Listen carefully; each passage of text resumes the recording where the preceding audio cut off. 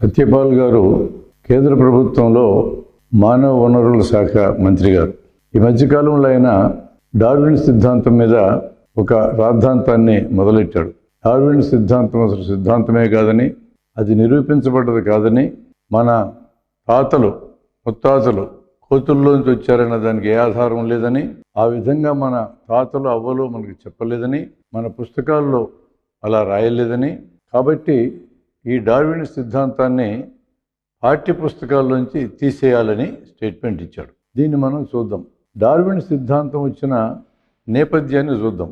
అప్పటి వరకు ప్రత్యేక సృష్టి సిద్ధాంతం అనేది అమల్లో ఉండేది. దాని ప్రకారం మనుషులు మనుషులుగా, కోతులు కోతులుగా, పిల్లులు పిల్లులుగా, కుక్కలు కుక్కలుగా నేరుగా భగవంతుని ఆదేశంతో ఈ భూమి మీదకి ఈ జంతువులన్నీ వచ్చాయని, అలాగే వృక్షజాతులు వచ్చాయని, ఒకదానికి ఎటువంటి లింకు లేదని, ఆ విధంగా నమ్ముతూ వచ్చిన సిద్ధాంతం ప్రపంచమంతా రాజ్యమేలింది. డార్విన్ శాస్త్రవేత్త చేసిన విశేషమైన కృషి ఆధారంగా ఇలా ఏ జంతువుకు ఆ జంతువు, ఏ వృక్షానికి వృక్షం విడివిడిగా ఈ భూమి మీదకి రాలేదని, ఒకదానికి లింక్ ఉందని, దాన్నే పరిణామము అంటారని ఆయన ఆరిజిన్ ఆఫ్ స్పీషీస్ అనే పేరుతో ఒక పెద్ద ఉద్గ్రంథాన్ని రాశాడు. ఆయన ప్రతిపాదించిన నాటికది సిద్ధాంత ప్రతిపాదన మాత్రమే. ఆ తర్వాత అనేక మంది దాన్ని ఖండించిన వాళ్ళు, దాన్ని అంగీకరించిన వాళ్ళు ఉన్నారు. ఖండనలు, అంగీకారాలు అనే వాటిని కేవలం వ్యక్తిగత నమ్మకాల కింద చూడటం కాకుండా గడిచిన 100 ఏళ్లకు పైగా దీని మీద విస్తృతమైన పరిశోధనలు జరిగి డార్విన్ సిద్ధాంతం కేవలం సిద్ధాంతం మాత్రమే కాదది చాలా ఆధారాలు ఉన్నాయని కొన్ని లక్షల ప్రయోగాల్లో నిరూపణ జరిగింది. కాబట్టి దీని అర్థం ఏంటి? డార్విన్ సిద్ధాంతం ఒక తాత్వికమైన ప్రతిపాదన కాదు. దీనికి సంపూర్ణంగా ఆధారాలు కలిగినటువంటి శాస్త్రీయమైన అంశము. ఈరోజు డార్విన్ చెప్పినటువంటి పరిణామాన్ని ప్రయోగంలో ఇప్పటికిప్పుడు చేయడం కుదరదు, కానీ ఆ మేరకు చూస్తే ప్రతిపాదనలాగా అనిపించినా, ఊహలా అనిపించినా, ఈ ఊహకి చాలా బలమైన లక్షలాది ప్రయోగాలతో కూడినటువంటి ఆధారాలు ఉన్నాయనేది తేలిన తర్వాత డార్విన్ సిద్ధాంతాన్ని సైన్సు వాంగ్మయంలో భాగంగా స్వీకరించాల్సిందే.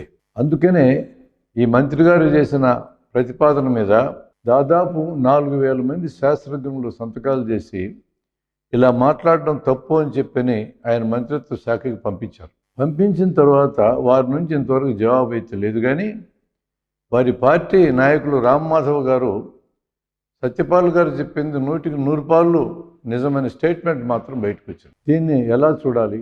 డార్విన్ ఎప్పుడైనా మనుషులు కోతుల్లోంచి వచ్చాడని ప్రతిపాదించాడా? డార్విన్ ప్రతిపాదనలో కోతుల నుంచి మనుషులు వచ్చారనేది లేదు.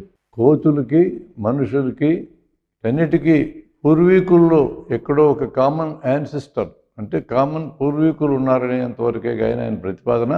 ఇప్పుడున్న కోతుల్లోంచి నేరుగా మనుషులు వచ్చారని కానీ, ఈ కోతులు రేపు మనుషులుగా మారుతాయని కానీ అతని ప్రతిపాదనలో లేదు.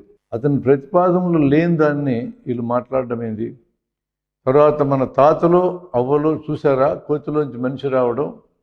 ఇది అసలు అర్ధరహితమైనటువంటి వాదన.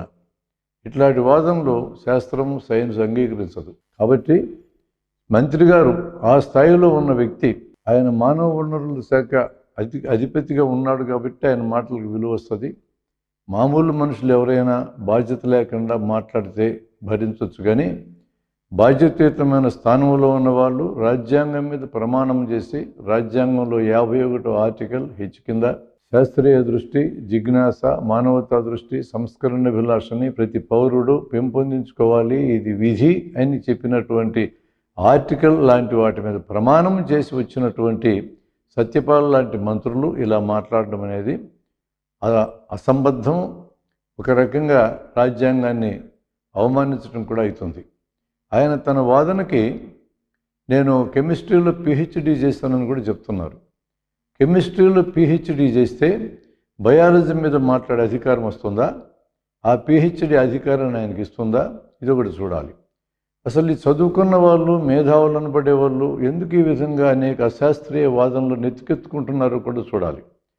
విద్యాలయాల్లో శాస్త్రీయ దృష్టిని పనిగట్టుకుని పెంచని కారణంగానే ఈ విధంగా పెద్దలైన తర్వాత అశాస్త్రీయ విషయాల్ని హేతురహితంగా ఎట్లా పడితే ఎట్లా వీధుల్లో మాట్లాడటం జరుగుతుందనేది శాస్త్రవేత్తల అభిప్రాయం. ఈ రోజుకైనా జరగాల్సింది ఏంటంటే విద్యాలయాల్లో శాస్త్రీయ దృష్టితో చూడాలనేది చాలా ముఖ్యమైన అంశం. డార్విన్ సిద్ధాంతంలో తీసుకోవాల్సిన అతి ముఖ్యమైన అంశం అసలు జీవ పరిణామం జరిగిందా లేదా అనేది. ఆ జీవ పరిణామం డార్విన్ చెప్పినట్టే జరిగిందా, మరో రకంగా జరిగిందా, డార్విన్ చెప్పిన దాంట్లో ఎంత భాగం ఈ రోజుకి సరైందని అనుకుంటున్నారు, నిరూపణ ద్వారా తెలుసుకుంటున్నారు, ఎంత భాగాన్ని వదులుకుంటున్నారు, ఇవన్నీ శాస్త్రీయ లోకంలో చర్చనీయాంశాలు అవి జరుగుతూనే ఉంటాయి. అసలంటూ పరిణామం జరిగింది అనేది నిర్ద్వంద్వంగా అనుమానానికి తావు లేకుండా నిరూపించబడ్డటువంటి అంశం. దీన్ని ఇలానే తీసుకోవాలి కానీ డార్విన్ చెప్పినట్టే జరగలేదు కాబట్టి డార్విన్ చెప్పిన పద్ధతే తప్పు అవుతుంది తప్ప డార్విన్ చెప్పిన జీవ పరిణామమే జరగలేదనే దానికి దాని ఆధారంగా తీసుకోవడం కుదరదు. ఎందుకంటే మతానికి సైన్స్ పుట్టినరోజు నుంచి తగాదా ఉంది. మతం నమ్మకాన్ని ఆధారం చేసుకుంటుంది, సైన్స్ నిరూపణ ఆధారం చేసుకుంటుంది. ఈరోజు మన జీవితం అంతా సైన్స్ ఆధారంగా ముందుకు నడుస్తుంది కానీ కేవలం మతం యొక్క ఆధారంతోనే నడవడం లేదు. ఇది నమ్మకం ఫ్రేమ్లో ఉంటుంది, అది నిరూపణ ఫ్రేమ్లో ఉంటుంది అనేది స్పష్టం. నమ్మకాలు ఎవరికైనా ఏ నమ్మకాలైనా ఉండొచ్చు. మనిషి ఎలా జన్మించాడనే దానికి ఒక్కో మతం ఒక్కొక్క నమ్మకాన్ని ప్రచారం చేసుకోవచ్చు. అది అంతవరకే పరిమితం కావాలి కానీ నిత్య జీవితంలో ఆ నమ్మకాల యొక్క ప్రభావం ఇచ్చి మన జీవితాన్ని అతలాకుతలం చేయడానికి మానవులు ఎవరూ సహించరు. ఈరోజు నమ్మకాలు ఏవైనా ఉన్నప్పటికీ సైన్స్ యొక్క ఫలితాలైనటువంటి టెక్నాలజీని అందరూ ఉపయోగించుకుంటున్నారు. ఆఖరికి సైన్స్ని ద్వేషించదలుచుకున్న వాళ్ళు, సైన్స్ను నిందించదలుచుకున్న వాళ్ళు కూడా సైన్స్ అందించిన సైన్స్ టెక్నాలజీతోనే ఈ పనులు చేస్తున్నారు. కడుపు నిండా తిండి తింటున్నారు, షామియానాలు పెట్టుకుంటున్నారు, మైకులు వాడుకుంటున్నారు, తిడుతూ ఉన్నారు. కాబట్టి సైన్స్ వీటేటికి జవాబులు చెప్పదు. సైన్స్కు సంబంధించినంత వరకు ఏ ప్రతిపాదనైనా ఇది నిరూపణకు నిలుస్తుందా లేదని చూడడమే దాని యొక్క పని. ఒకప్పుడు భూమి గుండ్రంగా ఉంది, భూమి సూర్యుడి చుట్టూ తిరుగుతుంది అన్నందుకే గలీలియోని జైల్లో పెట్టారు, కోపర్నికస్ను నిందించారు. దీన్ని సమర్థించినందుకు బ్రూనీని రోమ్లో నడివీధిలో స్తంభానికి కట్టి బతికుండంగానే కాలబెట్టింది కేథలిక్ చర్చి.